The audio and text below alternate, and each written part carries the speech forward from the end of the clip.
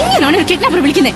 ഏമോനെ സാറേ അങ്ങനെ എന്നൊക്കെ വിളിച്ചിട്ട് എവിടെ കിട്ടിയാടോ ഇയാളെ? പിന്നെ എന്റെ ജോലി ഡെയിലി രാവിലെ ഇറങ്ങി ഓരോരുത്തരെ കിഡ്നാപ്പ് ചെയ്യലായിരുന്നല്ലോ. ഞാൻ പറഞ്ഞു തരാം.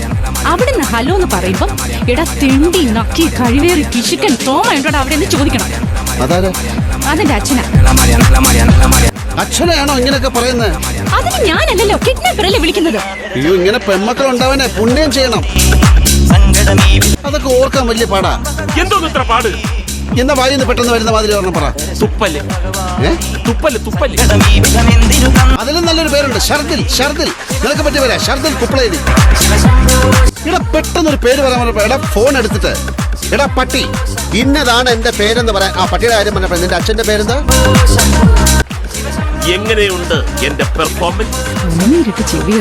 നീ ഇത്രയും സംസ്കാരമുള്ള ഒരു കുടുംബത്തിൽ പിറന്നവനാണെന്ന് എനിക്ക് ഇപ്പോഴാണ് മനസ്സിലായത്.